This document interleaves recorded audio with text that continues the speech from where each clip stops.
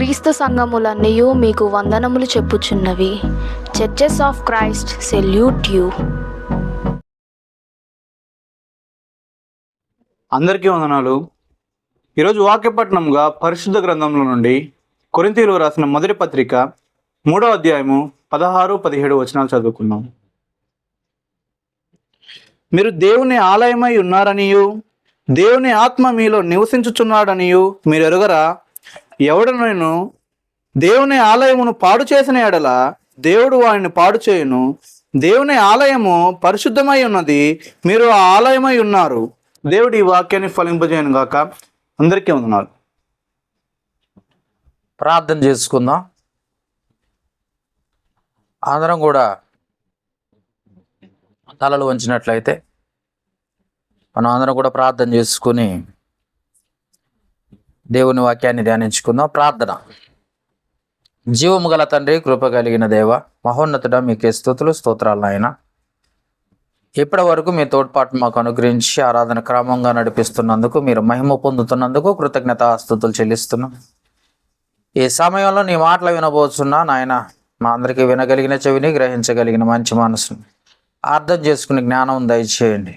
లోక సంబంధమైన అజ్ఞానుల వల్ల నీ మాటలను త్రోసిపుచ్చేవారిగా ఉండక, ప్రతి మాట మమ్మల్ని బ్రతికించి బాధల్లో నెమ్మది కలిగించి పరలోకానికి నడిపించే వెలుగై ఉన్నదని గ్రహించి ఆ మాటల వైపు మనస్సు నుంచున్నట్లుగా సహాయం చేయండి. మీరు మాతో మాట్లాడండి. ఆత్మకి ఎలాంటి మాటలు అవసరమేనో నీ బిడ్డలతో మీరే మాట్లాడి బలపరిచి స్థిరపరిచి ఆయన ఖండించి గద్దించి సరిచేసి మీకు ఇష్టమైన రీతిగా మమ్మల్ని సిద్ధపరచుకొని మేము పొందమని వేడుకుంటూ ఈ సమయాన్ని మీకే అప్పగిస్తూ యేసుక్రీస్తు నామమున అడిగి వేడుకొనుచున్నాము మా పరమ తండ్రి, ఆమేన్. కూడి వచ్చిన దేవుని పిల్లలైన మీ అందరికీ కూడా మన ప్రభువును లోకరక్షకుడు యేసుక్రీస్తు అత్యున్నతమైన నామమును బట్టి మీ అందరికీ కూడా హృదయపూర్వక వందనాలు తెలియజేసుకుంటున్నాను. ఈ సమయాన్ని ఇచ్చిన దేవాది దేవునికి మొదటిగా సజీవుడైన దేవుడికి మొదటిగా కృతజ్ఞతాస్తుతులు చెల్లిస్తున్నాను. ఇప్పటి వరకు దేవుడు మనకు తోడుగా ఉండి ప్రతి విషయంలోనూ కాపుదలను గ్రహించి ప్రతి విధమైన బాధ నుండి, సమస్య నుండి, అనారోగ్య స్థితిగతుల నుండి, ప్రమాదాల నుండి, శత్రువుల బారి నుండి కూడా మనల్ని విడిపించిన దేవునికి కృతజ్ఞతాస్తుతులు చెల్లిస్తున్నాను. ఈరోజు మన అంశం ఏంటంటే, చెప్పులు వేసుకుని దేవుని వాక్యాన్ని బోధించవచ్చా, లేదా చెప్పులు వేసుకొని చర్చిలోనికి రావచ్చా? ఈ ప్రశ్నకి సమాధానం ఒక సహోదరుడు ప్రశ్న అడిగాడు. ఆ ప్రశ్నకి మనము సమాధానంగా ఈ సబ్జెక్టు ఎన్నుకోవటం జరిగింది. ఎందుకంటే తెలియబడాలని, అందరికీ తెలిసి దేవుని వాక్యాన్ని నేర్చుకోవాలని, తెలుసుకోవాలని ఈరోజు ఈ అంశం ఎన్నుకోవటం జరిగింది. మరి చెప్పులు వేసుకుని వాక్యాన్ని బోధించవచ్చా, లేదా చెప్పులు వేసుకొని మనం అనుకుంటున్న ప్రేయర్ హాల్లోకో చర్చిలోకో రావచ్చా? ఇది మన అంశం. మీరంతా కూడా జాగ్రత్తగా వినండి. Okay, right. వాక్యంలోకి వెళ్దాం. మొదటిగా మనం ఉన్నది భారతదేశంలో అన్న సంగతి మీరు గుర్తుపెట్టుకోవాలి. భారతదేశం అంటే హిందూ సాంప్రదాయాలు ఎక్కువగా ఉన్న దేశం. అవునా? మనం ఎక్కడున్నాం? హిందూ సాంప్రదాయాలు ఉన్న దేశం, హిందూ ఆచారాలు ఎక్కువగా ఉన్న దేశం. హైందవ సాంప్రదాయాలు, హైందవ ఆచారాలు పాటించే మనుషుల మధ్య మనం ఉన్నాం. ఇంకా చెప్పాలి అని అంటే, మనం ఈరోజు దేవుని నమ్మాం, తెలుసుకున్నాం. మనము తెలుసుకోక ముందు మనము మన పుట్టుక ఒక్కసారి ఆలోచిస్తే మనము అన్యజనాంగం నుండి వచ్చిన వారు. మన పుట్టుక మన తల్లిదండ్రుల నుండి వెనకకు వెళ్ళి చూస్తే వారంతా అన్యులు, దేవుడు అంటే తెలియని వారు. కనుక అన్యజనాంగము నుండి వచ్చిన వారం మనం. ఇంకా మనము అన్య సహవాసం లేదా హైందవ సోదరుల మధ్య జీవిస్తున్నాం గనుక, అంటే హిందూ సోదరుల మధ్య జీవిస్తున్నాం గనుక, మన పుట్టుక ఏదైతే ఉందో ఆ హైందవ సోదరుల నుండి వచ్చింది గనుక, మనము ఈ రోజు వరకు వారి మధ్య జీవిస్తున్నాం గనుక వారి లక్షణాలు ఏవైతే ఉన్నావో ఆ లక్షణాలు ఈ రోజు వరకు కూడా విడిచిపెట్టలేని స్థితిలో ఉన్నారు చాలామంది క్రైస్తవులు. బాగా వినాలి, క్రైస్తవులందరికీ చెప్తున్నమాట, సేవకులందరికీ చెప్తున్నమాట ఇది. మన ఉన్న దేశము భారతదేశము, ఇక్కడ విగ్రహారాధన ఎక్కువ, ఇక్కడ హైందవులు ఎక్కువ. మన పుట్టుక హైందవుల నుండే వచ్చింది. మనం పుట్టుకతోటే క్రైస్తవులం కాదు. ఎవడు కూడా పుట్టుకతో క్రైస్తవుడు ఎప్పటికీ కాలేడు. అప్పుడు అది గుర్తుపెట్టుకోండి. మనము ఎక్కడి నుండి వచ్చామంటే హైందవుల నుండి వచ్చాము. దేవుడిని నమ్మాము, విశ్వసించాము, మారు మనస్సు పొందాము, యేసు దేవుని కుమారుడని ఒప్పుకున్నాము, క్రీస్తు రక్తమందు కడగబడి సంఘంలో చేర్చబడ్డ క్రైస్తవులం. అంటే క్రీస్తును ధరించుకున్న వారం మనం ఈరోజు. ఇంకా మనకేంటంటే ఆ అన్య ఆచారాలు ఇప్పటికి కూడా వదిలిపెట్టకుండా కొన్ని కట్టుకునే నడుస్తున్నాం. ఎలా ఏంటి అన్నది మనం ఆలోచించాలి. దేవుని వాక్యము ఏమని చెబుతుందో అది పక్కకు పెట్టేసి, ఇదిగో మీరు చర్చిలోకి వస్తున్నారు కాబట్టి చెప్పులు ఎక్కడ విడవాలి? బయట విడవాలి. ఇదిగో నీ వాక్యం చెప్తున్నావు కాబట్టి పులిపీఠం మీద చెప్పులు వేసుకోకూడదు. ఇది హైందవ మతాల గుడుల దగ్గరికి వెళ్ళినప్పుడు, వాళ్ళ దేవాలయాల దగ్గరికి వెళ్ళినప్పుడు వాళ్ళు ఏం చేస్తారంటే ఆ గుడి బయటనే చెప్పులు విడిచేసో లేకపోతే ఆ షూస్ విడిచేసి లోనికి వెళ్తూ ఉంటారు. దాంట్లో నుండి వచ్చాం కాబట్టి మనం కూడా అది ఆచరించాలా? లేకపోతే ఆ పక్కన వాళ్ళని చూస్తున్నాం కాబట్టి మనం కూడా చెయ్యాలి అలాగా? ఒకసారి ఆలోచించాలి. లేదు లేదు బైబిల్లోనే ఉందా అని చెప్తారు మీరు ఎందుకంటే చాలా దేశముద్రులు ఉన్నారండి క్రైస్తవుల్లో కూడా. అందుకనే చాలా జాగ్రత్తగా ఈ వాక్యం వింటేనే మనకు అర్థమవుద్ది. దేవుణ్ణి నమ్మానని చెప్పి ఆచారాలు పాటిస్తున్న కొందరిని గురించి యేసు ప్రభు తన నోటితో చెప్పిన మాట ఒకసారి చదువుదాం అండి. మత్తయి సువార్త 15వ అధ్యాయం 6వ వచనాన్ని ఒకసారి జాగ్రత్తగా పరిశీలిద్దాం. ఏది చదవండి? పారంపర్యాచారము నిమిత్తమై. మీ పారంపరాచారం నిమిత్తం అంటే పారంపర్యంగా వస్తుంది, ఎప్పటి నుండో వస్తుంది. గుర్తుపెట్టుకోండి, ఈ ఆచారం ఎప్పటి నుండి వస్తుంది? ఈ రోజు నుండి వచ్చింది కాదు, కొత్తగా తయారైంది కాదు. పారంపరాచారము నిమిత్తము దేవుని వాక్యము నిరర్ధకము చేయుచున్నారు. దేవుని వాక్యం ఏం చెబుతుందో దాన్ని వినకుండా దాన్ని నిరర్ధకం చేయిస్తున్నారట. ఎవరు చెప్పారు ఈ మాట? ఎవరు చెప్పారు? యేసు ప్రభు తన నోటితో చెప్తున్న మాట. మీ ఆచారాలు పక్కకు పెట్టండి, మీ పద్ధతులు పక్కకు పెట్టండి, వాక్యాన్ని హత్తుకోండి, వాక్యానుసారంగా ఉండండి అని చెప్తూ ఇంకా కంటిన్యూ చేయనా మాట. వేషధారులారా, ఈ ప్రజలు తమ పెదవులతో. ఈ ప్రజలు ఏ ప్రజలు? వేషధారులైన ప్రజలు. ఎందుకంటే చెప్పులు వేసుకొని రాకూడదు, బూట్లు వేసుకొని రాకూడదు ఏమండి. అన్ని కొన్ని ఆచారాలు ఉన్నాయే, హైందవ సోదర ఆచారాలు, అన్యుల్లో నుండి వచ్చినాం కాబట్టి ఆచారాలు ఉన్నాయే, ఆచారాలని అనుసరించి నడుస్తున్న మనతో దేవుడైన ప్రభు యేసుక్రీస్తు ఏం చెప్తున్నాడంటే, ఈ ప్రజలు తమ పెదవులతో నన్ను గణపరచుదురు గాని చదువు నాన్న మొదటి నుండి. మీరు మీ పారంపర్య ఆచార నిమిత్తమై దేవుని వాక్యము నిర్ధకము చేయుచున్నారు. దేవుని వాక్యం నిరర్ధకము చేయుచున్నారు. వేషధారులారా, వేషధారులారా, తమ పెదవులతో నిన్ను కనపరచుదురు గాని ఈ ప్రజలు తమ పెదవులతో నన్ను గనపరచుదురు గాని నాకు దూరంగా ఉన్నది. వారి హృదయము నాకు దూరంగా ఉన్నది. మనుష్యులు కల్పించిన పద్ధతి ఎవరు కల్పించారు? దేవుడు చెప్పలేదు ఈ మాట. నువ్వు చెప్పులు వేసుకొని రమ్మన్నాడా, చెప్పులు వేసుకొని రావద్దన్నాడా, అది నీకు తెలియదు.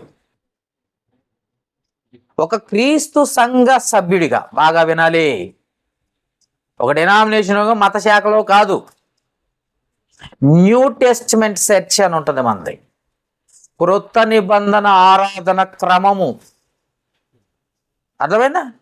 క్రొత్త నిబంధన ఆరాధన క్రమం అంటే క్రీస్తు రక్తమందు కడగబడిన నిబంధన ప్రకారము నడుచువారికి దేవుడు ఏమేమి ఆజ్ఞలు ఇచ్చాడో, ఎలా ఉండమన్నాడో ఒక క్రైస్తవుణ్ణి అలా ఉండాలి. కానీ నువ్వు ఎక్కడో పాత నిబంధన వాక్యాలు తీసుకొచ్చి ఇక్కడ చెప్తాను, లేకపోతే పాత ఆచారాలు తీసుకొచ్చుకొని ఇక్కడ చెప్తానంటే అదే చెప్తున్నాడు.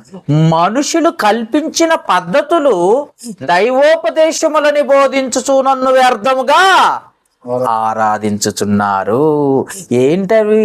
ఎవరు వాళ్ళు? వేషధారులు. వేషధారులు ఏంటి? బయటికి ఏమో భక్తిగా కనపడతారు కానీ లోపల ఉండాల్సిన పాపం అలాగనే ఉంటది. బాగా వినాలి. లోపలైతే పాపం అలాగనే ఉంటది కానీ బయటికి మాత్రం బైబిల్ పట్టుకొని చర్చికి వస్తారు జాగ్రత్తగా.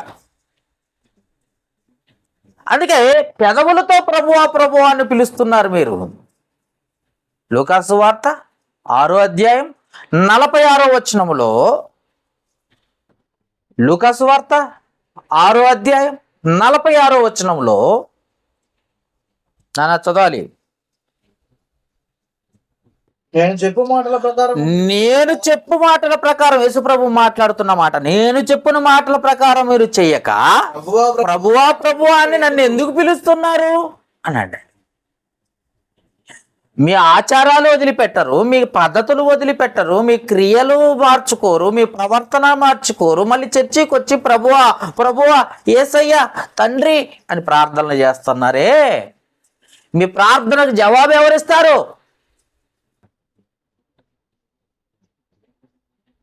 మీరు పాపంలో ఉన్నారు. ఎందుకంటే అన్ని ఆజ్ఞలు పాటించి ఒక్క ఆజ్ఞ తప్పిపోతే అన్ని ఆజ్ఞలు తప్పిపోయినట్టే. మీకు అర్థమైందా? బాగా ప్రార్థన చేస్తావు, బాగా వాక్యం చదువుతావు, బాగా వాక్యం వింటావు, చర్చికి క్రమం తప్పకుండా వస్తావు, సందా ఏమంటే 10 రూపాయల కంటే ఎక్కువ ఇవ్వవు. ఏంటేంటి? దేవుడిచ్చిన ఆజ్ఞ ఏంటో నువ్వు పాటిస్తున్నావా? సందానే కాదు, చాలా ఉన్నాయి విషయాలు. అందుకే అన్ని కరెక్ట్గా పాటించాలంటున్నాడు. యాకోబు రాసిన పత్రిక 2వ అధ్యాయము 10వ వచనం చదవాలి. యాకోబు రాసిన పత్రిక 2వ అధ్యాయం 10వ వచనం.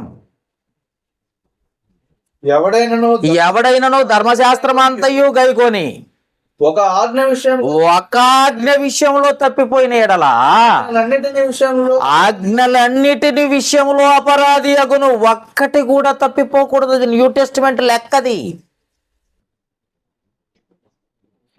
ఒక్క ఆచారం నేను పట్టుకొని తీసుకొని వస్తానన్నా కానీ దేవుడు ఒప్పుకోడు, నేను రానివ్వడు.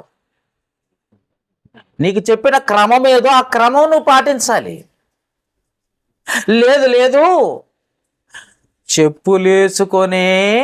వేసుకోకుండానే చర్చికి రావాలా, అది పరిశుద్ధ స్థలం అని అన్నావు అనుకో, నీకు పరిశుద్ధ స్థలం ఎక్కడుందో నీకు తెలియాలి ముందు. ఫస్ట్ ఆఫ్ ఆల్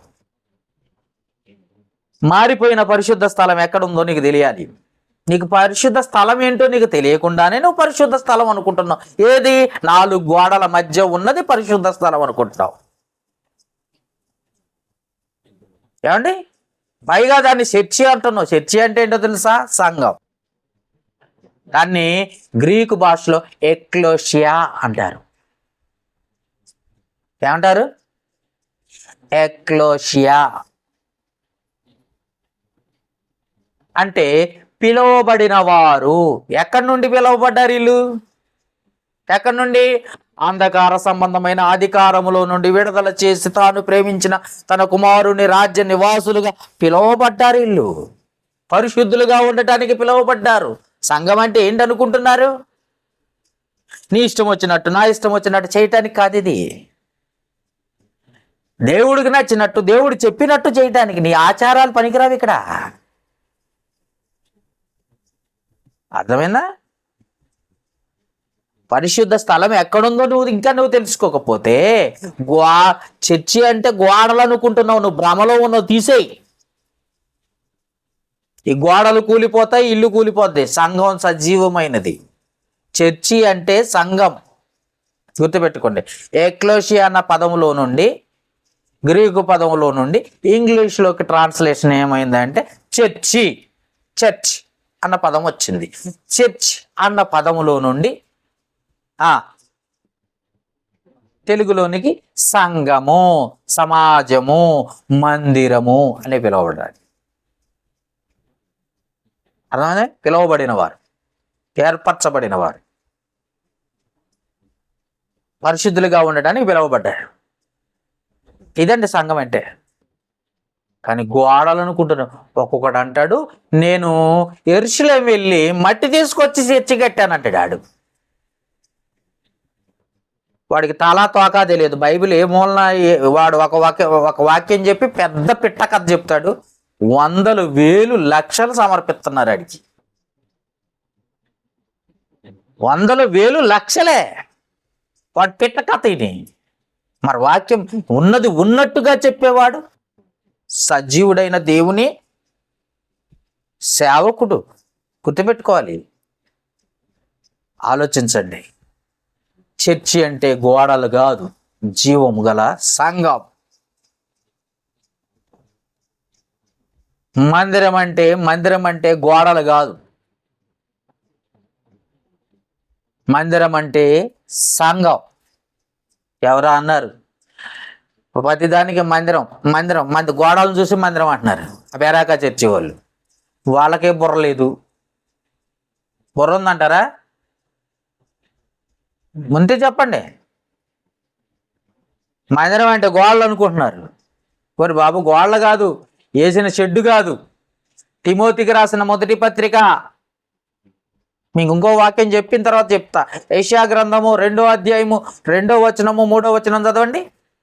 మందిరం అంటే ఏంటో మీకు తెలియజేస్తా.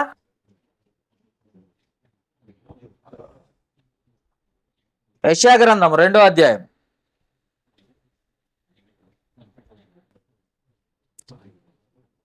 తీసారా? 2వ వచనం 3వ వచనం. అంత్యదినములలో పర్వతముల పైన యెహోవా మందిర పర్వతము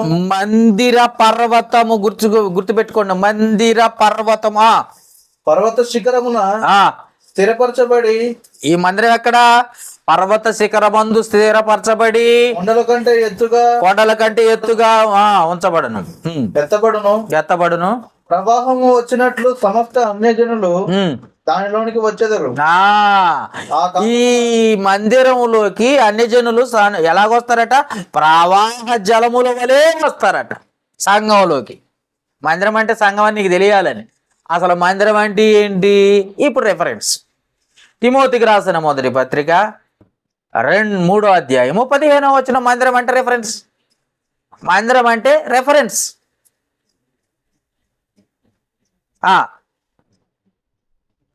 తిమోతికి రాసిన మొదటి పత్రిక 3వ అధ్యాయం 15వ వచనం. అయినను నేను ఆలస్యము చేసిన ఎడల దేవుని మందిరంలో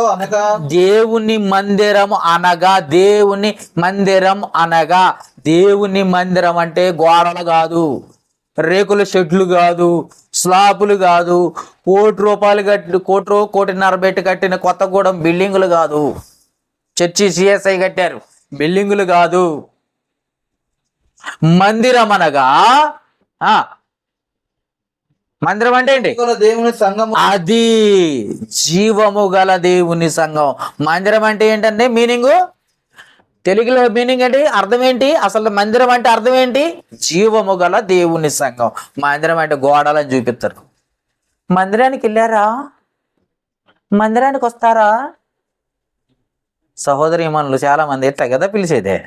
మందిరానికి అంటే ఏంటి అది? గోళ్ళ చర్చి అనుకుంటున్నారు, గోళ్ళవి. పరిశుద్ధ స్థలం ఎక్కడుందో తెలియదు. వీళ్ళు చెప్పులు వేసుకుని ఎందుకు రాకూడదు అని చెప్పటం అయితే లేచింది. గోడలవి, గోడలున్న కాడ మందిరం అంటే నువ్వు అనుకుంటున్నావు, కానీ చెట్టు కింద కూర్చున్న నలుగురు, ఎక్కడైతే 2-3 ఆయన నామమును కూడి ఉంటారో అక్కడ నేను ఉంటానన్నాడు. చెట్టు కింద కూర్చున్నా అది మందిరమే. ఆ గుట్టెక్కి గుట్టముల ఒక చిన్న చెట్టు చూసుకుని అక్కడ కూర్చొని ఒక నలుగురు ఆరాధన చేస్తున్నారు అనుకో, అది దేవుని మందిరం, దేవుని సంఘమే. అర్థమైందా మీకు? చర్చి ఉంటే వస్తానని ఒకడు, చర్చి ఉంటేనే పోవాలనుకునేవాడు ఒకడు. వీళ్ళు దుర్మార్గులు. దేవుని వాక్యాన్ని చూసి రావాలి. చర్చిలు చూసిపోయే వాళ్ళు ఎవడు పరలోకానికి పోడు బిడ్డ.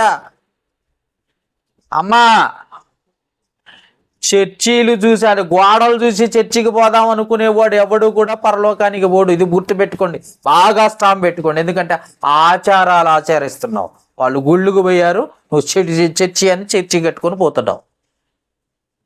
పాతని మొదటి ఆదిమ సంఘం ఎక్కడెక్కడ కూడుకుందో తెలుసా? ఇంటిలో. రోమిలకు రాసిన పత్రిక 16వ అధ్యాయం 1 నుండి చదువుకుంటూ పోతే ఇంటిలో అని చెప్పుకుంటాడు. చూడండి పౌలు గారు వందనాలు చెబుతూ. ఇంట్లో కూర్చున్నారా? ఇంట్లో కూర్చుంటే సంఘమేనా? ఇంట్లో కూర్చుంటే చర్చియేనా? ఏది గోళ్ళు అనుకున్నావా నువ్వు? ఆ కాలంలో ఎవరు పెద్ద పెద్ద చర్చిలు కట్టారు. ఈ రోజు లక్షలు పెట్టి కోట్లు పెట్టి కట్టించి జనాన్ని మోసం చేస్తున్నారు వీళ్ళు. లేదా? చదవండి. చదవటానికి మీకు చాలా ఆలస్యం అన్నమాట. నేను ఆలస్యం చేసిన యెడల రోమీలకు రాసిన పత్రిక 16వ అధ్యాయం 1వ వచనం నుండి చదువుదాం. రోమీలకు రాసిన పత్రిక కెంక్రేయలో ఉన్న సంఘ పరిచారకులకు ఫిబే అను మన సహోదరిని పరిశుద్ధులకు తగినట్టుగా ప్రభువునందు చేర్చుకుని ఆమెకు మీ వలన కావలసినది ఏదైనా ఉన్నాయడలా సహాయం చేయవలనని ఆమెను గూర్చి మీకు సిఫార్సు చేయుచున్నాము. ఆమె అనేకులను నాకును సహాయకురాలై ఉండును. క్రీస్తు యేసునందు నా జత పనివారులైన ప్రిస్కులకును అకులకును నా వందనములు చెప్పుడి. వారు నా ప్రాణము కొరకు తమ ప్రాణములను ఇచ్చుటకైనను తెగించిరి. మరియు వారి ఇంట ఉన్న సంఘమును. ఎక్కడుందట సంఘము? సంఘం ఎక్కడుంది? వారి ఇంట ఉన్న సంఘము. అది ఇంట్లో కూడుకున్నారట సంఘం. ఇంకా కిందకి చదివితే అన్నీ ఉన్నాయి. ఇంట్లోనే కూడుకున్నారు. ఈ రోజు వచ్చి నీ చర్చీలు, ఈ రోజు కడుతున్నారు ఈ గోడలో, ఈ రోజు కడుతున్నారు పెద్ద పెద్ద మిద్దెలు. సంఘం అంటే పరిశుద్ధులు కూర్చున్న స్థలం కాదు, పరిశుద్ధుల ఉన్నది. ఓకే, మీకు అర్థమైందా? సంఘం అంటే జీవము గలది. మందిరం అంటే మనుషులే మందిరాలు. ఓకే, మీకు ఇది అర్థమైతే పరిశుద్ధ స్థలం ఎక్కడుంది? ఇప్పుడు చెట్టు కింద కూర్చుంటే చెట్టు కింద ఉన్నట్టే, గుట్ట మీద ఉంటే గుట్ట మీద ఉన్నట్టే, ఎక్కడ ఇంట్లో కూర్చుంటే ఇంట్లో ఉన్నట్టే. పరిశుద్ధులు ఎక్కడుంటే అక్కడ పరిశుద్ధ స్థలం. సంఘమే పరిశుద్ధులు. మీరు ఎందుకు పిలువబడ్డారు? పరిశుద్ధులుగా ఉండటానికి పిలువబడ్డారు. ఎవరు పిలిచారు మిమ్మల్ని? తన సువార్త ద్వారా పిలిచాడు యేసు ప్రభు. ఆ వాక్యాన్ని మీరు నమ్మారు, బాప్తిసం తీసుకున్నారు, సంఘంగా చేర్చబడ్డారు. చేర్చిన వాడు ఎవరు? ప్రభువే. ఎక్కడైతే 2-3 మీరు కూర్చొని ఆరాధన చేస్తారు అక్కడే నేను ఉంటానన్నాడు. కానీ పెద్ద గోడలు కట్టండి, ఆ గోడల మధ్యలో నేను ఉంటానని అనలే. పిచ్చి జనాంగానికి ఇలా అర్థమవుతుంది. ఎందుకంటే వాళ్ళ ఆ గూడులు చూసి, గోపురాలు చూసి ఆచారాలు ఆచరిస్తున్నారు గనుక, ఆచారాల్లో ఉన్నారు. ఇంకా మీ పారంపర ఆచారము నిమిత్తము దేవుని వాక్యమును ఎందుకయ్యా నిరర్ధకం చేస్తున్నారు? ఇది వాక్యం చూడండి. ఓకే, సంఘం అంటే ఎక్కడ ఉంది? ఇళ్లలో కూర్చున్నారు, ఆరాధన చేశారట. ఈరోజు వచ్చినాయి పెద్ద పెద్ద మేళలో. మా చర్చి అండి పెద్ద కట్టారండి. అబ్బా, అది కట్టడం కాదు, సంఘం చూడు. అది క్రీస్తులో ఉన్నారో, క్రీస్తు స్వరూపాన్ని ధరించుకున్నారో లేరో ఆ వ్యక్తులను చూడు, అది సంఘం. Okay, it is clear. సంఘం అంటే జీవము గల దేవుని మందిరం. ఓకే, మీకు ఇది అర్థమైతే పరిశుద్ధ స్థలం ఎక్కడుందో? అసలు చెప్పులు వేసుకొని చర్చిలోకి రావచ్చా? గోడల్లోకే కానీ వచ్చేది చెప్పులు వేసుకొని. ఒకప్పుడు మోషే గారితో అన్నారు, చూద్దాం ఇప్పుడు పాత నిబంధన నుండే వద్దాం, కొత్త నిబంధన నుండి కాకుండా. నిర్గమకాండము 3వ అధ్యాయం 5వ వచనం జాగ్రత్తగా తీయండి నాన్న. చెప్పులు వేసుకుందాం, ఇప్పుడు వేసుకుందామో వద్దో చూద్దాం. నిర్గమకాండము తీయాలి.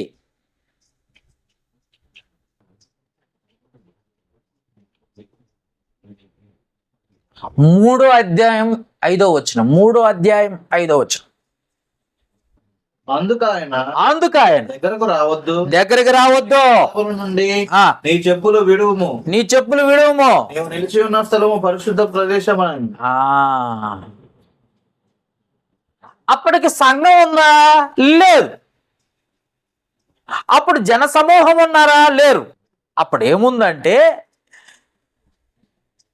ఏముందంటే ఇజ్రాయేలీలు ఐగుప్తు దేశములో దాస్యములో ఉన్నారు. అప్పటికి సంఘంగా ఏర్పరచబడలేదు.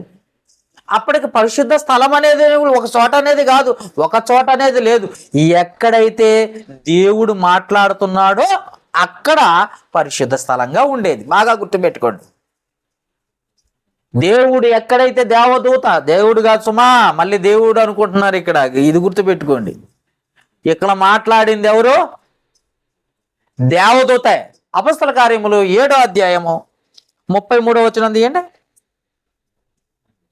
అపొస్తల కార్యముల గ్రంథము 7వ అధ్యాయము.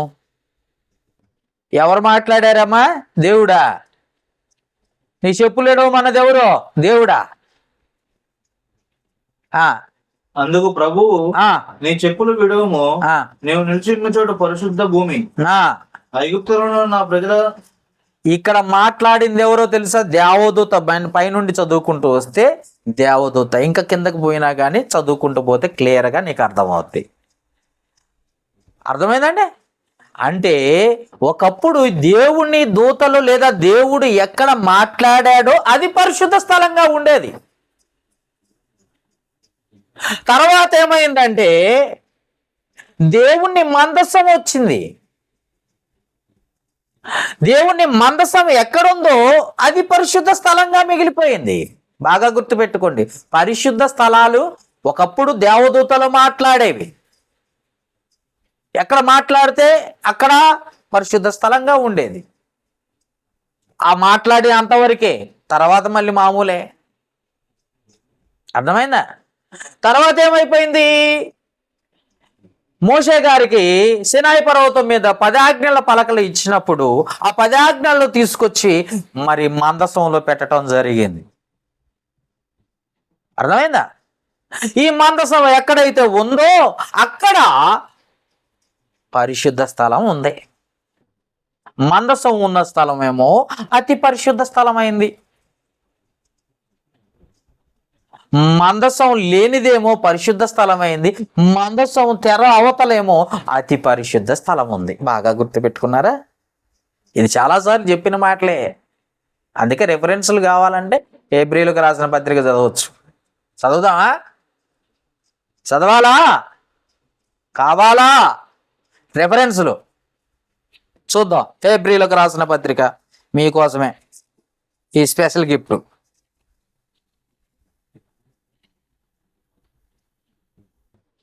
9వ అధ్యాయము 1 నుండి చదువుదాం. మొదటి నిబంధనకైతే 9వ అధ్యాయము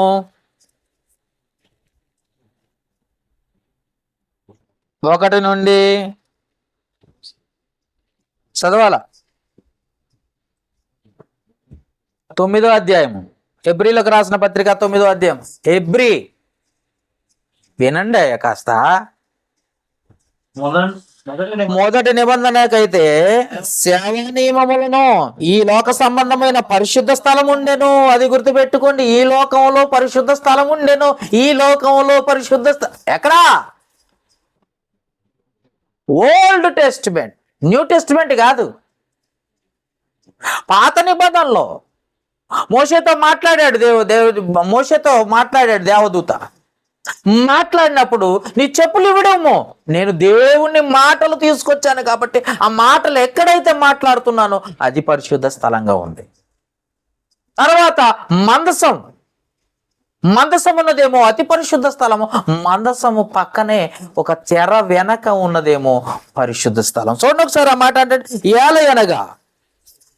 ఏలయనగా మొదట ఒక గుడారం ఏర్పరచబడెను, అందులో దీపస్తంభమును బల్లాయు దాని మీద ఉంచబడిన రొట్టెలను ఉండెను. దానికి పరిశుద్ధ స్థలం అని పేరు. పరిశుద్ధ స్థలమును ఉండెను. అందులో సువర్ణ దీపర్తియు అంతటా బంగారు రేకులతో తాపబడిన నిబంధన మందసమును ఉండెను. ఆ మందసములో మన్నా గల పాత్రయు చిగురించిన ఆహారం చేతికర్రయు నిబంధన పలకలుండెను. విన్నారా? వినపడుతుందా? పరిశుద్ధ స్థలం ఎక్కడుంది? ఒకప్పుడు దేవదూతలు మాట్లాడిన స్థలమే పరిశుద్ధ స్థలం. చెప్పులిడు మోసే నేను నీతో మాట్లాడాలా, ఇది పరిశుద్ధ స్థలం అనగానే వామ్మో ఇంకేముంది, భూమి మీద పరిశుద్ధ స్థలం ఉంది అనుకుంటున్నారు. కొంతమంది యెరూషలేము పోతున్నారు యాత్రలకి. యెరూషలేము యాత్రలు యేసు ప్రభు తిరిగిన ప్రదేశాలే పరిశుద్ధ స్థలం అనుకున్నా. ఆ స్థలం అయిపోయిందిరా బాబు, ఆ స్థలం అయిపోయింది. ఆ తిరిగిన ప్రదేశాలు అయిపోయినాయి. దేవదూతలు మాట్లాడిన స్థలాలు పరిశుద్ధ స్థలాలు పోయినాయి.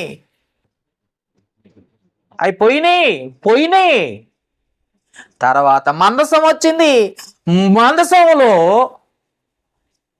మందసం ఎక్కడైతే ఏర్పరచబడిందో ఆ గుడారములో మొదటిదేమో పరిశుద్ధ స్థలము, రెండోదేమో అతి పరిశుద్ధ స్థలం. ఇక్కడ క్లియర్ అయింది. మీకు అందరికి క్లియర్ అయిందా లేదా? పిచ్చి జనం అర్థం కాదు. 10వ వచనం చదవండి ఇప్పుడు. 10వ వచనం, 10వ అధ్యాయం 1వ వచనం. 10వ అధ్యాయం 1వ వచనం. ధర్మశాస్త్రం అంతయు, ధర్మశాస్త్రం అంటే 10 ఆజ్ఞలు, ఆ మందసము, ఆ క్రియలు అవన్నీ ఏమైనాయో చూడండి. ధర్మశాస్త్రము రాబోతున్న మేలుల ఛాయే గాని ఆ వస్తువుల ఏ వస్తువులు ఇప్పుడు దాకా చదువుకున్నావు ఆ వస్తువులు ఉన్నాయే ఎక్కడ? పరిశుద్ధ స్థలములో ఉన్నవన్నీ, అతి పరిశుద్ధ స్థలములో ఉన్నవన్నీ ఆ వస్తువుల నిజ స్వరూపము గలది కాదు. కనుక చెప్పండి నాన్న, చదవండి. ఆ యాజకులు ఏటేటా ఎడతెగకుండా అర్పించు ఒక్కటే విధమైన బలులు వాటిని తెచ్చువారికి. మీకు క్లియర్ గా ఒకటే మాట చెప్తున్నాను చూడండి. రాబోవు మేలుల ఛాయగలదియే అని రాశాడు. ఫస్ట్ వాక్యమే. కింద వచనాలన్నీ వాటికి సంబంధించినవి. అంటే ఇది నిజం కాదా అంటే కాదు నాన్న అని చెప్పాడు. ఛాయ అంటే ఏంటో తెలుసా? ఎవరికి తెలుసు? ఛాయ అంటే ఛాయ్ అనుకుంటారు. ఎందుకంటే మన తెలంగాణ భాషలో ఛాయ్ టీ కదా. ఛాయ అంటే ఏంటి? నీడ. అమ్మ అది నీడ, రైట్? నిజం లేదు, నీడ మాత్రమే. నిజం ఎక్కడుందో తెలుసా? క్రీస్తులో ఉంది. అర్థమైందా? నిజం ఎక్కడుంది? క్రీస్తులో ఉంది. అది ఆ సంఘముగా ఏర్పరచబడింది. ఆ ఇజ్రాయేల్ నడిపించింది. ఇజ్రాయేలీలందరూ ఒకటిగా నడిచింది. సంఘంగా ఉన్నదంతా కూడా ఒక ఛాయ లాంటిదే. వారికి ఇచ్చిన ధర్మశాస్త్రము ఛాయ లాంటిదే, వారికి ఇచ్చిన పాత్రలు ఛాయ లాంటివే. అది పరిశుద్ధ స్థలము, అతి పరిశుద్ధ స్థలము కూడా ఒక ఛాయ లాంటిదే. కానీ నిజ స్వరూపము క్రీస్తులో ఉన్నది. క్రీస్తు ద్వారా వచ్చింది క్రొత్త నిబంధన. ఆ క్రొత్త నిబంధనలో మరి పరిశుద్ధ స్థలం ఎక్కడుందో చదవాలి కదా. అది తెలియటానికి బైబిలు మొదటి నుండి ఒక క్రమ పద్ధతిలోకి తీసుకొచ్చాడు. మీకు ఉదాహరణ చెప్తాను. మనకు వాక్యం మన హృదయంలో ఉండటం కోసమట మొదట రాతి పలకల మీద రాయించాడట. అంతే కదండి. చిన్నపిల్లల్ని ఏం చేస్తారు? ఆలు ఎక్కడ రాస్తారండి? అమ్మా వినాలిటు ఆలు ఎక్కడ రాస్తారు? పలకల మీద రాస్తారు, రాపిస్తారు. ఎక్కడ రాస్తారు? పలకల మీద లేకపోతే పుస్తకాల మీద. పిచ్చి పిచ్చిగా రాస్తారు కదా పిల్లలకు. వీళ్ళకేం తెలుసు? అందుకే వీళ్ళు ఎక్కడ రాస్తారు? పలకల మీద. ఒకవేళ పాడుగా రాసిన, పిచ్చి పిచ్చిగా రాసిన మళ్ళీ చెడిపి మంచిగా రాసుకోవడానికి పలకలం. మరి ధర్మశాస్త్రం ఎక్కడిచ్చాడు దేవుడు? పలకల మీద ఇచ్చాడు. పలకల మీద, రాతి పలకల మీద ఇచ్చింది ఎందుకు? ఈ పలకల మీద ఉన్న వాక్యాలు రేపొద్దున నీ హృదయంలోకి రావాలని కోరుకున్నాడు కనుక. అర్థమైందా? చిన్నగా చిన్నగా చిన్నగా చిన్నగా చదువుతూ చదువుతూ చదువుతూ ఆ వాక్యం ఎక్కడ ఉండాలంటే హృదయంలో ఉండాలి. ఉండాలా లేదా? ఇది మధ్యలో ఆగిపోద్ది. చూద్దాం ఒకసారి. ఎందుకంటే మనకు సగం తెలివితేటలే ఎక్కువ. కొరింథీయులకు రాసిన 2వ పత్రిక 3వ అధ్యాయం ఎక్కడుండాలి? 2వ వచనం.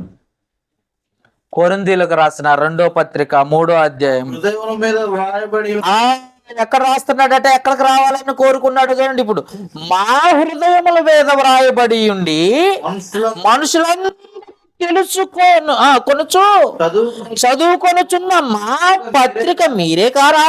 అంటే మీలో ఉండాలి ఈ బైబిల్. బైబిల్ వాక్యం ఎక్కడ ఉండాలి? మీలో ఉండాలి. పుస్తకంలో కాదు, తల కింద కాదు. ఈ పిచ్చి జనం ఎడబెట్టుకుంటున్నారు, తల కింద పెట్టుకుంటున్నారు బైబిల్. ఈ బైబిల్ ఎక్కడ ఉండాలి? నీ హృదయంలో ఉండాలి. మొదట ఎక్కడ రాయించాడు దేవుడు? పలకల మీద. ఇప్పుడు ఎక్కడ ఉండాలనుకుంటున్నాడు? హృదయంలో. బుక్ ఇచ్చాడు. ఈ బుక్ ఇచ్చి చదివి చదివి చదివి అదేమైపోవాలో తెలుసా? నీ హృదయంలో ఉండిపోవాలి ఇక పుస్తకం. ఏమంటే ముందు పలకలు, తర్వాత బుక్కులు వచ్చినాయి. ఆ బుక్కుల తర్వాత ఎక్కడ ఉండాలి ఆ పుస్తకం? నీ మైండ్ సెట్లోకి రావాలి. అది నీ మనస్సాక్షిలోకి, నీ హృదయంలోకి రావాలి. అది బైబిల్ ఇచ్చిన కారణం. అట్లానే ముందుగా దేవుడు ఏం చేశాడు? పరిశుద్ధ స్థలం కింద భూమి మీద ఉందని చెప్పుకుంటూ వచ్చాడు. తర్వాత గుడారంలో ఉందని చెప్పుకుంటూ వచ్చాడు. ఆ తర్వాత పరిశుద్ధ స్థలాన్ని మార్చేశాడు. రాను రాను మార్చుకుంటూ వచ్చాడు. ఇది ఆవిడికి తెలియదు. అప్పుడెప్పుడో మోషేతో చెప్పులు విడువు అని చెప్పటం తప్పు వచ్చింది. అందుకే చర్చికి చెప్పులు వేసుకొని రావట్లేదని అంటారు. చూడండి, నిర్గమాకాండము 12వ అధ్యాయం 11వ వచనం ముందు నుండి నేర్పించుకుంటూ వస్తున్నాడు. చూడండి ఒకసారి. నిర్గమాకాండము. మీరు దానిని తినవలసిన విధానం. ఒక్క నిమిషం అందరు తీయనియండి. ఏంటది తినేది? నాకు అర్థం కాలే. ఏంటి తినేది? తెలియాలి కదా. ఏదో తినాలన్నాడు. ఏం తినాలో చెప్పండి. పస్కా పండుగ ఆచరించాల్సిన విధానం అనేది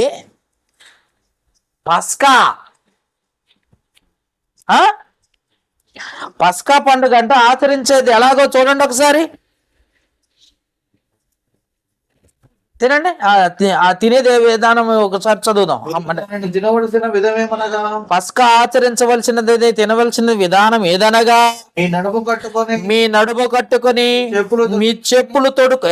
ఏంటి పస్కా పండుగ ఆచరించేది? పస్కా అంటేనే బలి. పస్కా బలి ఎవరు? మన ప్రభు అయిన యేసుక్రీస్తు. ప్రభు అయిన యేసుక్రీస్తు కాదన్నవాడు ఎవడైనా ఉన్నాడా? మన పస్కా బలి ఎవరు? ప్రభు అయిన యేసుక్రీస్తు.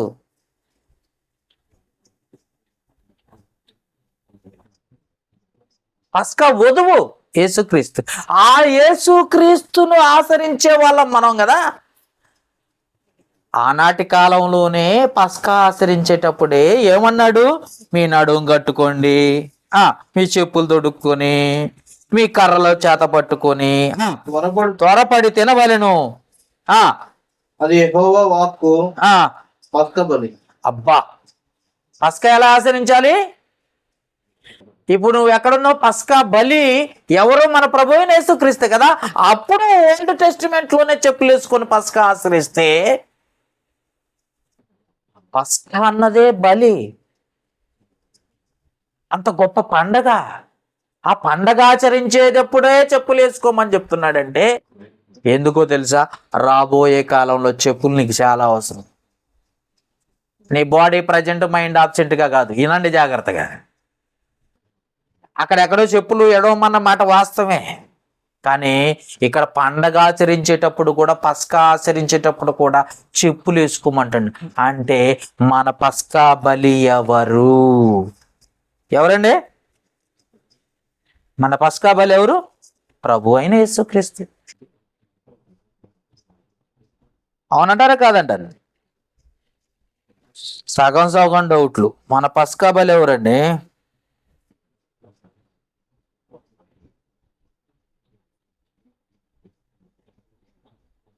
మత్తయి సువార్త 26వ అధ్యాయం 1 నుండి చదవన్నానా?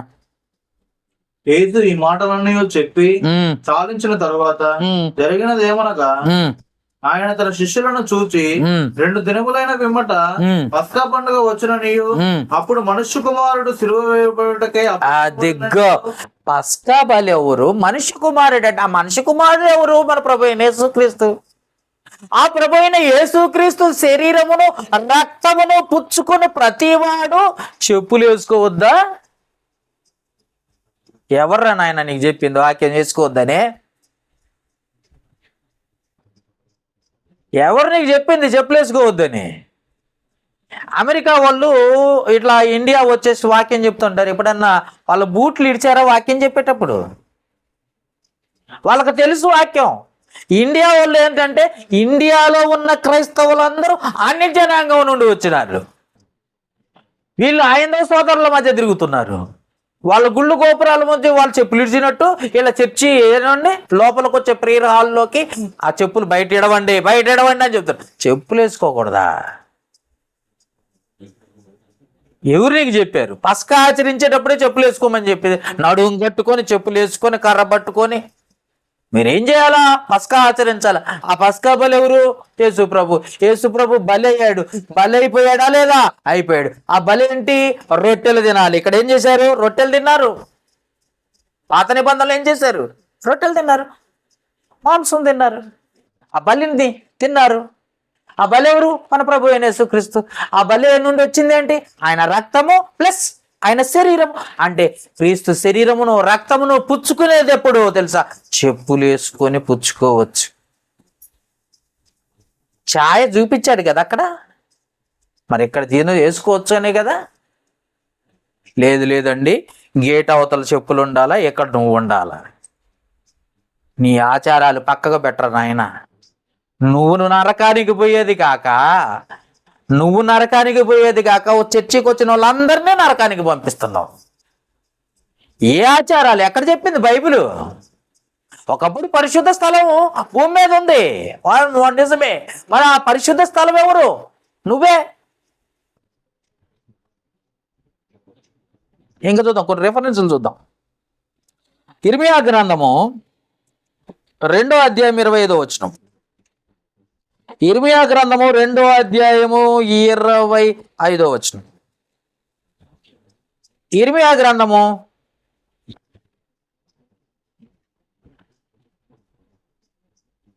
దొరికిందండి అమ్మ, జాగ్రత్తగా తీయాలి. జాగ్రత్త పడి ఇర్మియా గ్రంథము 2వ అధ్యాయం 25వ వచనం. జాగ్రత్త పడి నీ పాదములకు చెప్పులు తొడుగుకొనుము, నీ గొంతుక దప్పికొన్నట్లు జాగ్రత్త పడుము అని చెప్పినను ఆ మాట వ్యర్థం ఆ మాట వ్యర్థము వినను.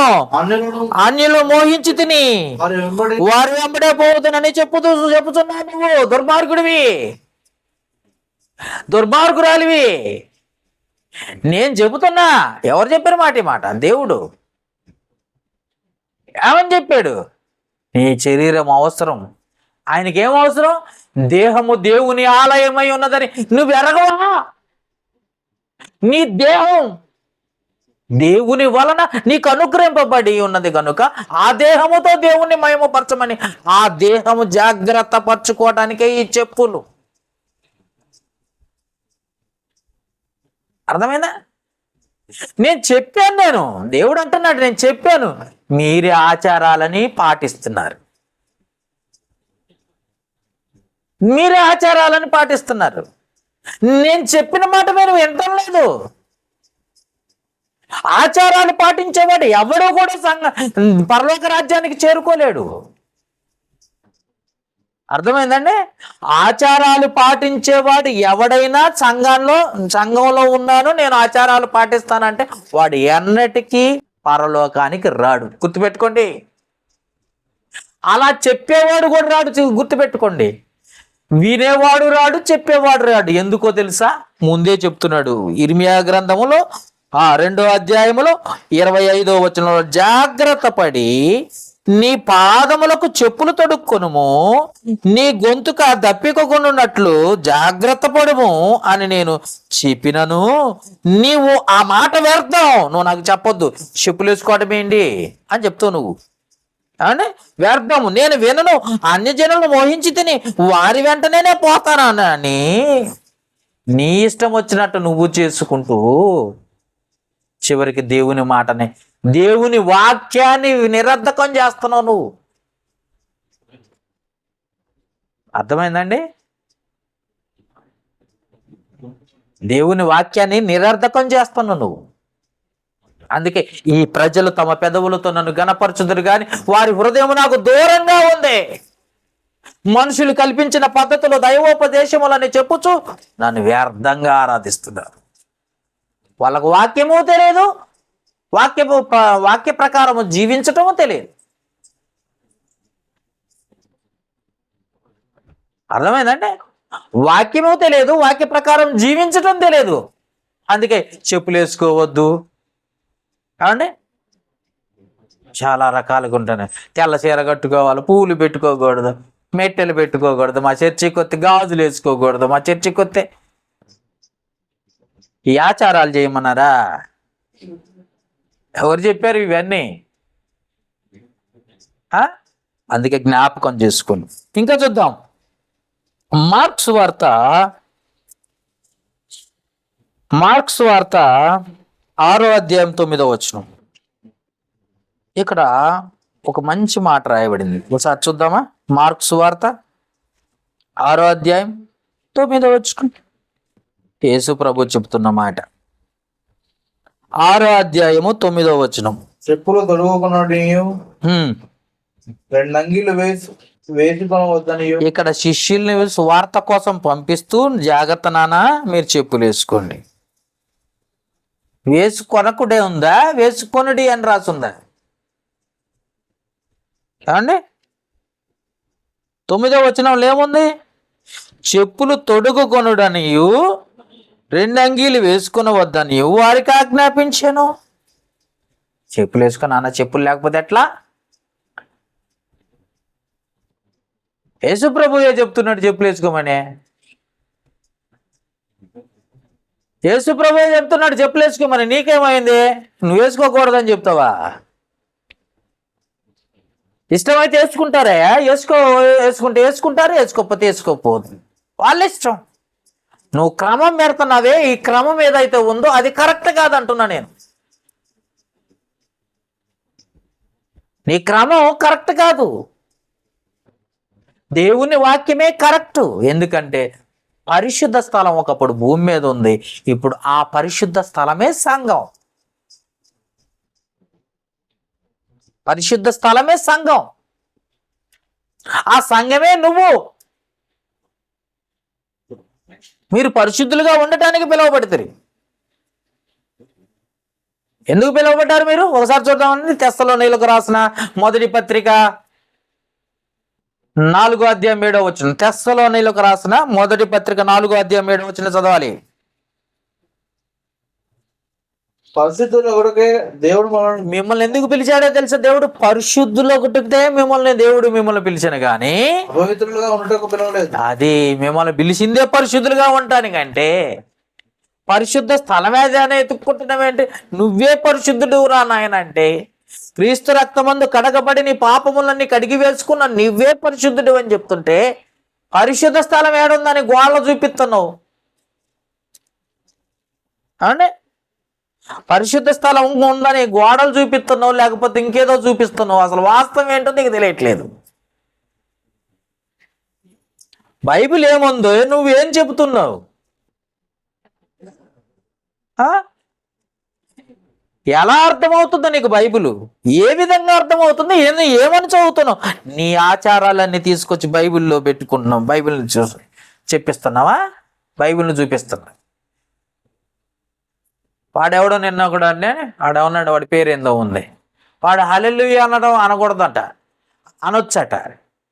అసలు ఆ హల్లెలూయా అన్న పదం బైబిల్లో ఒక్కసారి రాసుంటే అంటే తప్పేంటంట. వాడు దరిద్రుడు.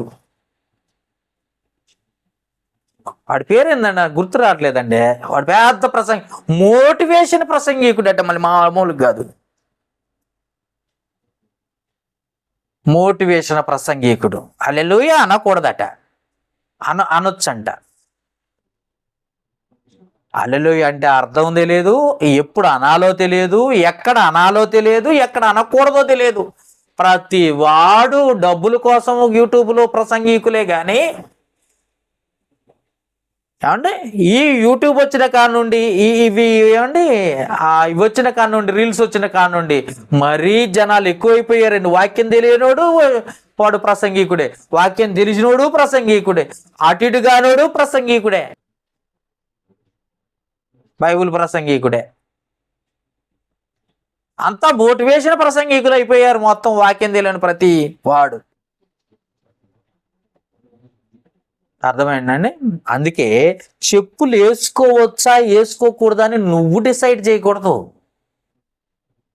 ఆడికి ఇష్టమైతే చెప్పులు వేసుకుని లోనకొస్తాడు, వాడు కంఫర్ట్గా ఉంటే చెప్పులు వేసుకుని లోపలికి వస్తాడు.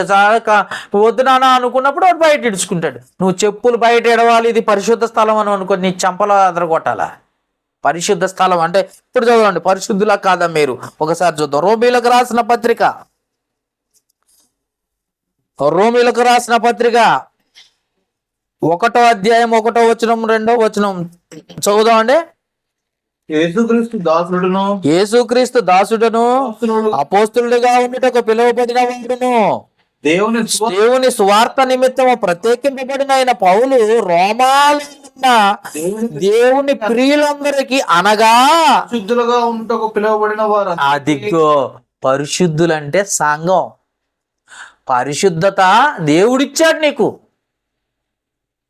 నీవే పరిశుద్ధురాలివి, నువ్వే పరిశుద్ధుడివి. ఇంకా భూమి మీద ఆడుంది పరిశుద్ధత. నీ బాడీ దేవుని ఆలయం.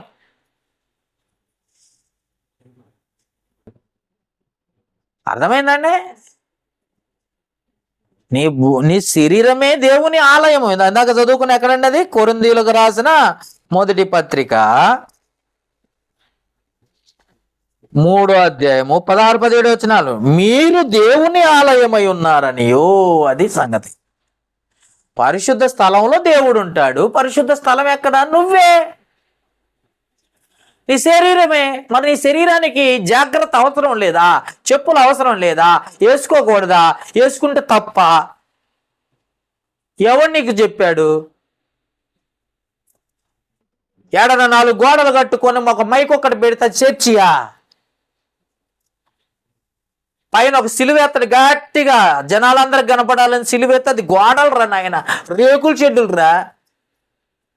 సంఘం అంటే జీవము గలది. సంఘం అంటే జీవం గలది. అర్థమైందా? అది ఎక్కడైనా సంఘం జీవం గలదంటే ఆ సంఘంలో ఉన్న ప్రతి సభ్యుడు జీవం గలవాడు. వాడు ఎక్కడ కూర్చుంటే అక్కడ సంఘం.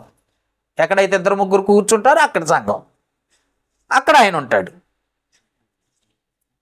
అది మర్చిపోయి గోడలే పరిశుద్ధ స్థలం, నువ్వు చెప్పులు విడవాలి, నువ్వు చెప్పులు వేసుకోకూడదు. ఏం చెప్తున్నావు నువ్వు? ఏ క్రమంలో ఎందుకు ఆచారాలు ఆచరిస్తున్నావు నువ్వు? అందుకే ఏమంటున్నాడు, మీరు దేవుని ఆలయమై ఉన్నారనియు దేవుని ఆత్మ మీలో నివసించుచున్నాడనియు మీరు ఎరగరా. ఎవడైనా దేవుని ఆలయం అంటే మీ శరీరాన్ని పాడు చేసుకున్న ఎడల దేవుడు వాడిని పాడు చేయను. దేవుని ఆలయము పరిశుద్ధమై ఉన్నది. మీరు అది, మీరే పరిశుద్ధం, మీ శరీరం పరిశుద్ధం. కాబట్టి ఆ పరిశుద్ధమైన దానికి చెప్పులు వేసుకుంటున్నారు, షూ వేసుకుంటున్నారు. షూ వేసుకుని వాక్యం చెప్తున్నారు, తప్పేముంది? చెప్పులు వేసుకుని వాక్యం చెప్తున్నారు, తప్పేముంది? అట్లానే ఏది పడితే అదే తొక్కేసి లాగేసి పీకేసి చర్చిలోకి వద్దామని అంటే కుదరదండో. ఎదుటి వారిని ఇబ్బంది కలిగించే ఇబ్బంది నీకు అవసరం లేకుండా నువ్వు జాగ్రత్తగా రా. నీ పాదరక్షలు మంచిగా ఉన్నాయా లేదా చూసుకొని లోపలిగా వేసుకొని రా, తప్పేం లేదు. నీ షూ కరెక్ట్గా ఉన్నాయా, మంచిగా ఉన్నాయా, లోపలికి వేసుకొని రా, తప్పేం లేదు. బయట ఎడవాలి అన్ని జనుల్లోకి కలిసిపో, నువ్వు ఆయందేవ సోదరులు కలిసిపో. నువ్వు పరిశుద్ధులుగా ఉండటానికి అసలు నీకు అర్హతే లేదు. ఎందుకంటే పరిశుద్ధ స్థలం ఒకప్పుడు భూమి మీద ఉంది, భూమి మీద నుండి గుడారంలోకి వచ్చింది, గుడారంలో నుండి నీలోనికి వచ్చింది. నువ్వే కావాలి ఆ పరిశుద్ధ స్థలం, నువ్వే ఆయన ఇల్లు. ఎవడా అనేటంటే యెహోవా ఇల్లు కట్టించని ఇలా పట్టువాడిని ప్రయాస వ్యర్థము. 127వ కీర్తన 1వ వచనంలో ఉంటుంది ఆ మాట. ఏం పర్వాలేదు, నీ ఇల్లు కట్టేది యేసుప్రభు, తండ్రి అయిన దేవుడు యేసుప్రభువే. సిమెంట్ కలిపేదేమో యేసుప్రభు, గోడలో కట్టేదేమో తండ్రి అయిన దేవుడు, ఏం పర్వాలేదు అన్నాడట. మొత్తం నిర్మాణం పూర్తి చేస్తారు వాళ్ళిద్దరు కలిసి. వాళ్ళిద్దరికి పరిశుద్ధాత్మ సహాయంగా ఉంటాడు. నువ్వు భయపడవకమ్మా, ఇల్లు కడతాడు ఆయన అన్నాడట పాస్టర్ గారు. టాపీ మేస్త్రా, దేవుడు ఎలా అయిపోయాడండి వీళ్ళకి, దొంగ పాస్టర్లందరికీ. దేవుడు టాపీ మేస్త్రి అయిపోయాడు నాన్న. అసలు ఆయన కట్టే ఇల్లు ఏంటో తెలుసా? నువ్వే. హెబ్రీలకు రాసిన పత్రిక 3వ అధ్యాయం 6వ వచనంలో ఆ ఇల్లు ఎవరు? నువ్వే. 3వ అధ్యాయం 6వ వచనం హెబ్రీలకు రాసిన పత్రిక.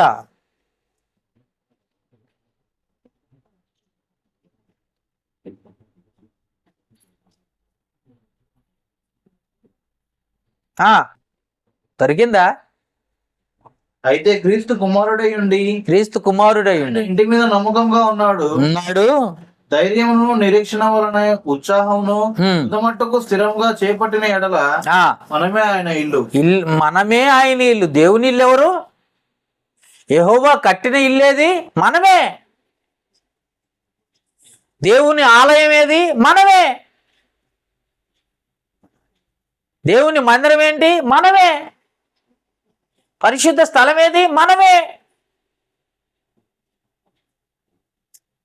ఈ పరిశుద్ధ మందిరాన్ని కాపాడుకోవటానికి చెప్పులు వేసుకుని, పాదరక్షలు వేసుకుని లోనకొత్తే బయటెడవాలా, వాక్యం చెప్పేటప్పుడు బయటెడవాలా. ఏదో ఒక రూలు, పనికిమాల రూలు ఎక్కడుంది? మోషేతో మాట్లాడిన తర్వాత చెప్పులు వేసుకొని పస్కా ఆచరించలేదా? ఆ పస్కా బలి యేసు ప్రభువు కాదా? ఆ రొట్టె ద్రాక్ష రసం మనం తినేటప్పుడు చెప్పులు వేసుకోకూడదని ఉందా?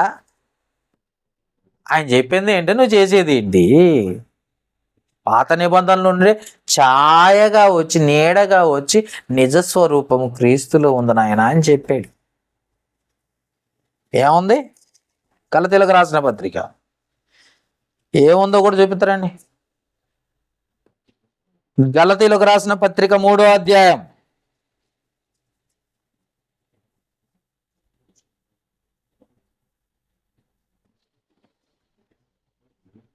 తీసారా? తీద్దాం అనుకుంటున్నారా? 3వ అధ్యాయం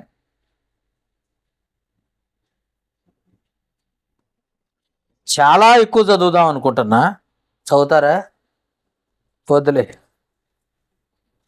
22వ వచనం నుండి చదవండి. క్రీస్తులోనికి 22వ వచనం, యేసుక్రీస్తు యేసుక్రీస్తు నందలి విశ్వాసం మూలంగా కలిగిన వాగ్దానము విశ్వసించు వారికి అనుగ్రహింపబడినట్లు లేఖనము అందరినీ పాపములో బంధించును. విశ్వాసం వెల్లడి కాక మునుపు ఇక ముందుకు బయలుపరచబడవు విశ్వాసం అవలంబింపవలసిన వారముగా చెరలో ఉంచబడినట్టు మనం ధర్మశాస్త్రములకు లోనైన వారమైతిమి. కాబట్టి మనము విశ్వాసం వలన నీతిమంతులుగా తీర్చబడినట్లు క్రీస్తునొద్దకు మనల్ని నడిపించుటకు ధర్మశాస్త్రము బాల శిక్షకుడాయను.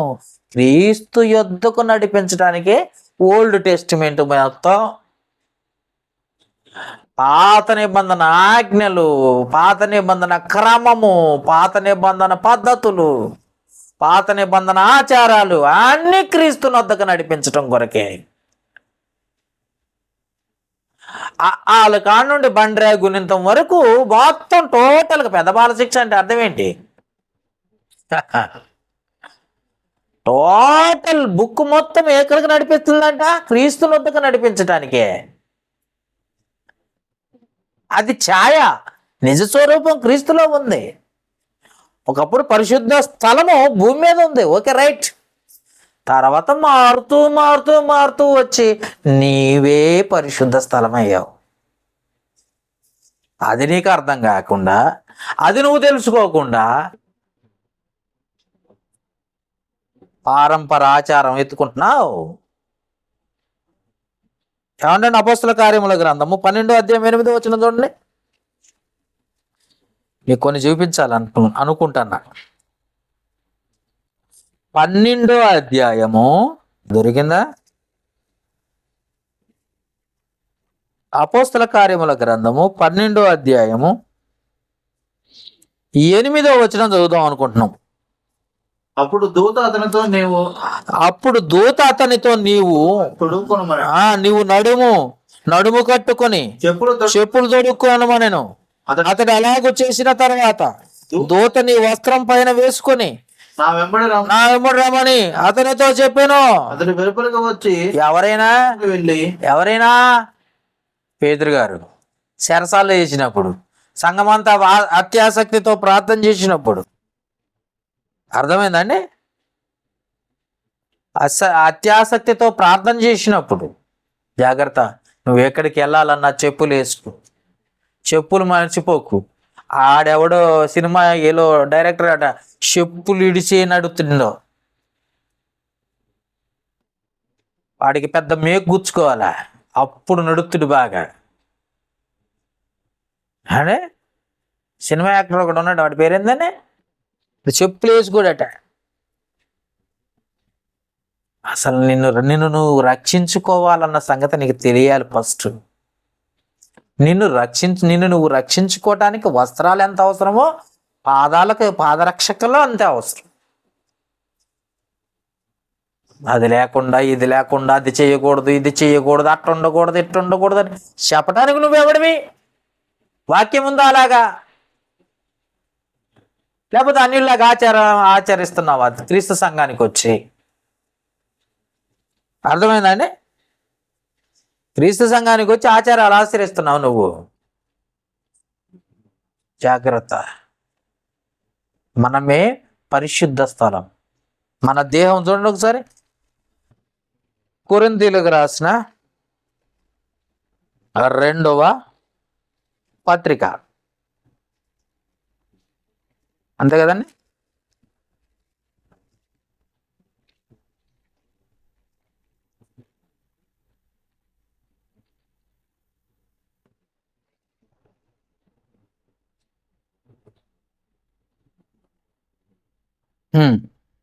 రెండవ పత్రిక 6వ అధ్యాయం 14వ వచనం నుండి కొన్ని చదువుదాం అనుకుంటున్నా. మీరు అవిశ్వాసులతో జోడుగా ఉండకుడి. మీరు వాళ్ళతో జోడుగా ఉండి వాళ్ళ ఆచారాలు క్రీస్తు సంఘంలోకి తీసుకురాకండి. అవిశ్వాసులతో జోడుగా ఉండకుడి. నీతికి దుర్నీతికి ఏమి సాంగత్యము? వెలుగుకు చీకటితో ఏమి పొత్తు? క్రీస్తుకు బెలియాలకు ఏమి సంబంధం? అవిశ్వాసితో విశ్వాసికి పాలెక్కడదో. వాడితో నువ్వు మాట్లాడటం ఏంటి? వాడిలా నువ్వు చేయటం ఏంది? ఆ దేవుని ఆలయం దేవుని ఆలయమునకు విగ్రహముతో ఏమి పొంతిక? మనము జీవము గల దేవుని ఆలయం. జాగ్రత్తగా చదవండి, ఇప్పుడు టిక్కు పెట్టుకోండి.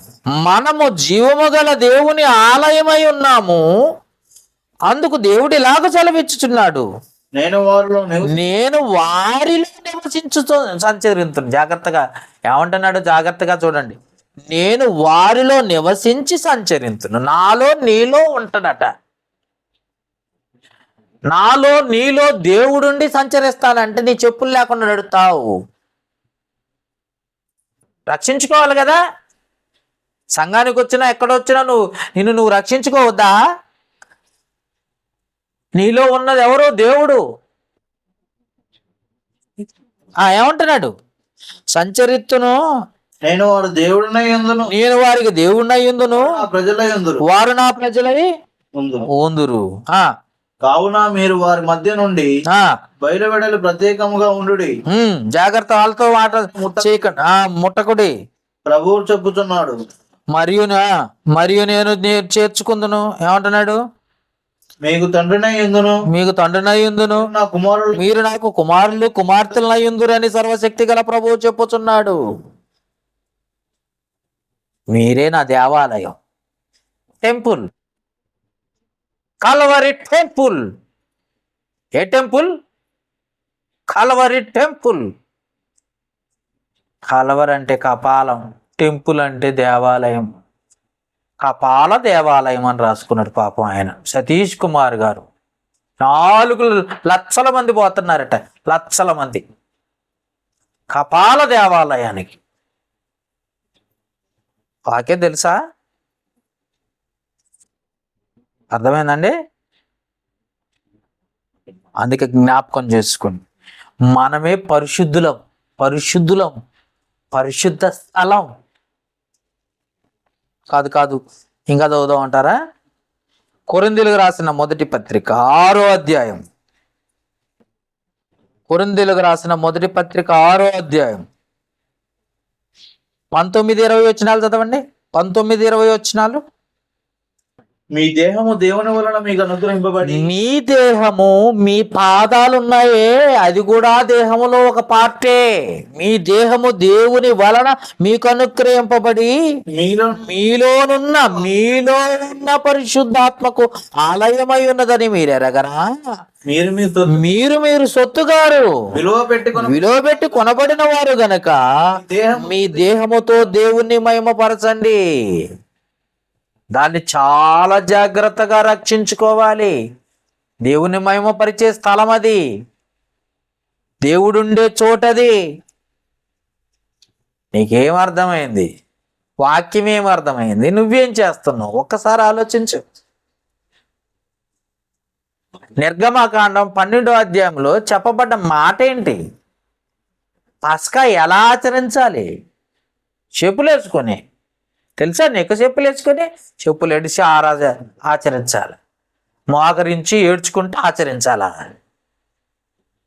సంతోషంతో చెప్పులు వేసుకుని పరుగులు తీసుకుంటూ తినాలట పస్కా. ఎక్కడో మోసే చెప్పులు ఇడవమని అంటే, మోసే చెప్పులు ఇడవ అన్నాడు స్టార్టింగ్లో.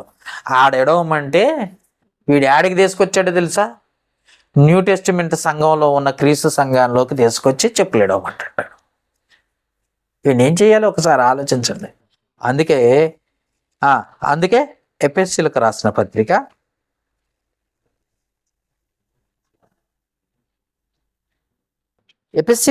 పత్రిక తీసారా? 4వ అధ్యాయం 20 నుండి చదువుకుంటూ పోదాం. ఎఫెసీయులకు రాసిన పత్రిక 4వ అధ్యాయం 20 నుండి.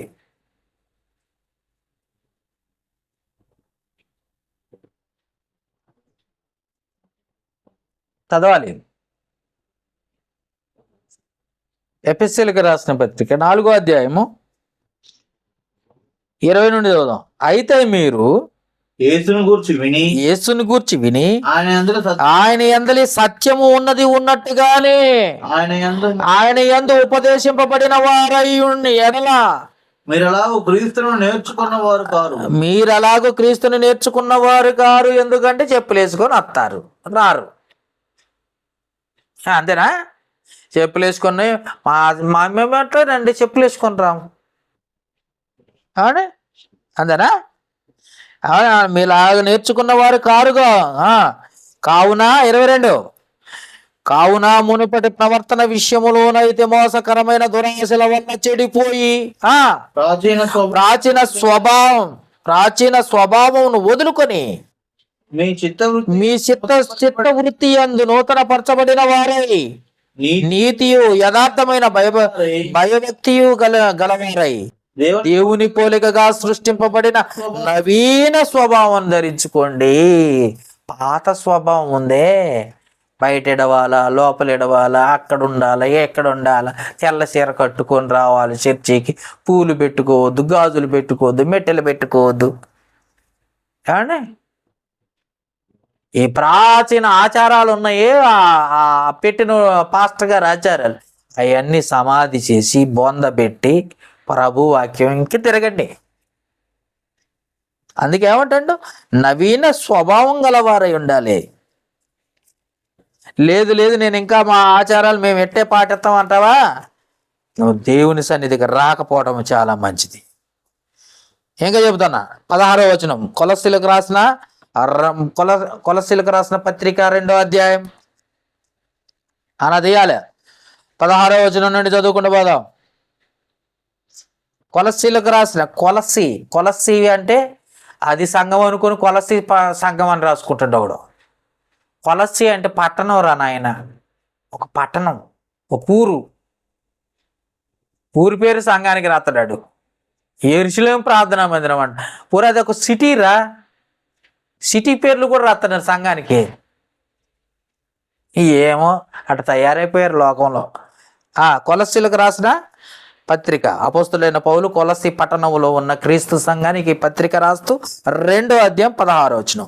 కాబట్టి అన్నపానముల విషయములోనైనను, పండుగ అమావాస్య విశ్రాంతి అను వాటి విషయములోనైనను మీకు తీర్పు తీర్చని ఎవరికి అవకాశం ఇవ్వద్దు. జాగ్రత్త, మీరు పరిశుద్ధులు.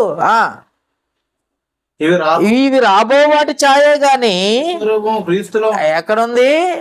క్రీస్తులో ఉంది అసలు అంతా. అందుకే క్రీస్తుని ధరించుకున్నారు మీరు. రైట్, చదవండి. రాబోవాడి ఛాయే గాని నిజ స్వరూపం క్రీస్తులో ఉన్నది.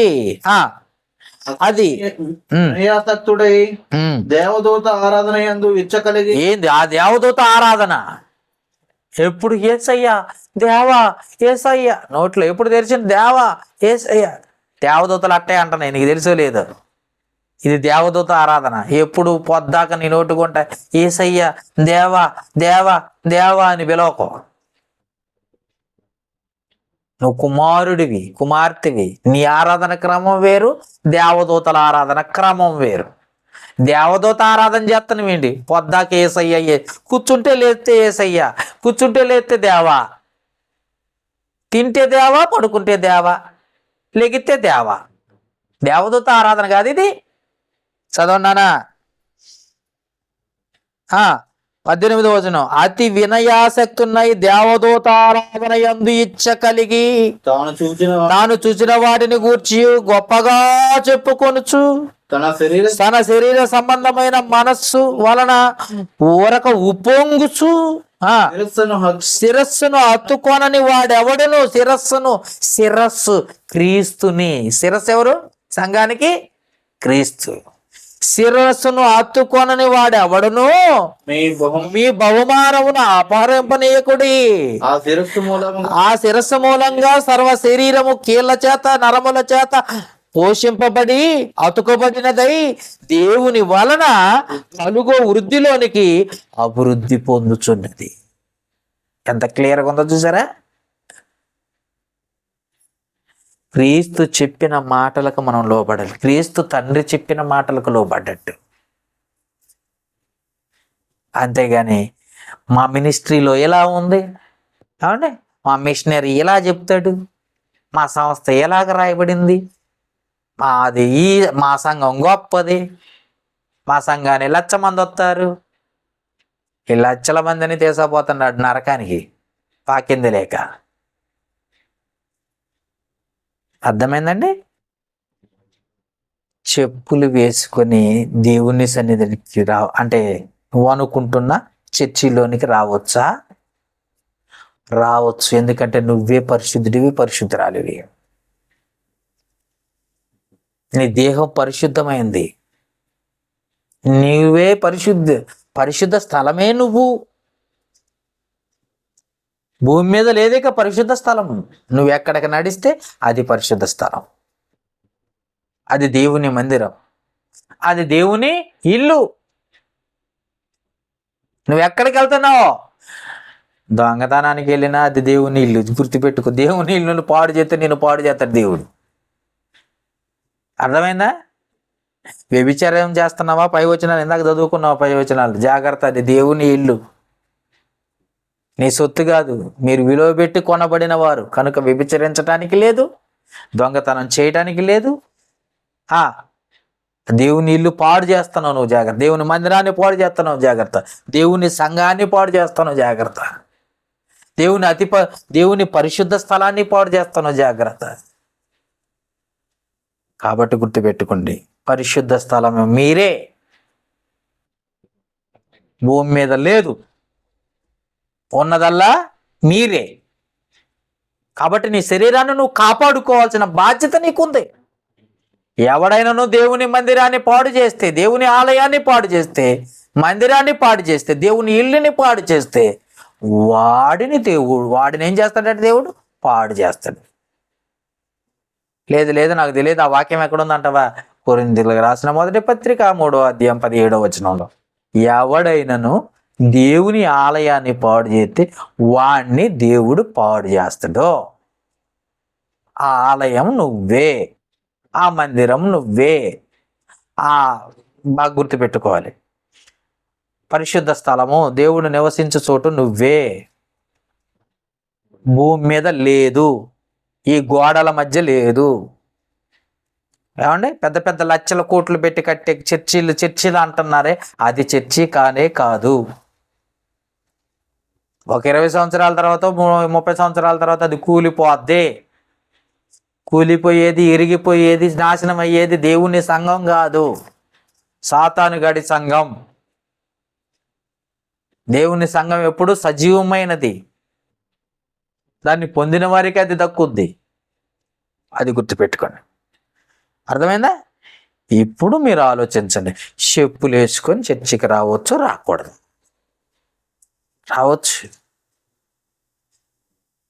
రావచ్చు. వాక్యం చెప్పొచ్చు. అందుకే పార్ట్నర్స్ అమెరికా వాళ్ళు వస్తే బూట్లు వేసుకుని వాక్యం చెప్తారు, మనమేమో చెప్పులు బయట ఇడుతాం. కాబట్టి గుర్తుపెట్టుకోండి, వాక్యం ఏం చెప్తుందో దానికి మనం లోబడాలి, కానీ మనుషుల ఆచారాలకు కాదు, మనుషుల పద్ధతులకు కానే కాదు. అలా చేస్తే వేశ్యాదారులం అయిపోతాం, పెదవులతో గణపరిచిన వారం అవుతాం. మన హృదయం దేవునికి దూరంగా ఉంది, ఎందుకంటే వాక్యం లేదు కాబట్టి. వాక్యానుసారంగా జీవించడానికి ప్రయత్నం చేద్దాం. ప్రార్థన చేసుకుందాం. ప్రేమ కలిగిన తండ్రి, కృప కలిగిన దేవ, మహోన్నతుడా, మీకే స్తుతులు, స్తోత్రాలు. ఇప్పటి వరకు ఎన్నో మాటలు, ఎన్నో వాక్యాల ద్వారా నీ వాక్యాన్ని మేము ధ్యానించాం. ఆయన ఆచారాలను పాటించే వారిగా ఉండక వాక్యాన్ని అనుసరించి నడుచుకునే వారిగా మమ్మల్ని సిద్ధపరచుకోమని, విని విడిచిపెట్టే వారిగా ఉండక ప్రతి హృదయంలో ఈ వాక్యం పడి ఫలించినట్లుగా సహాయం చేయమని వేడుకుంటూ, విన్నవారిని చూసేవారిని కూడా దీవించి ఆశీర్వదించి నీకు లోబడి, నీ మాటలకు లోబడే మంచి మనస్సాక్షి వారికి అనుగ్రహించమని ఈ మనవలు మా ప్రభువును రక్షకుడు క్రీస్తు యేసు నామమున అడిగి వేడుకొనుచున్నాము మా పరమ తండ్రి. ఆమెన్.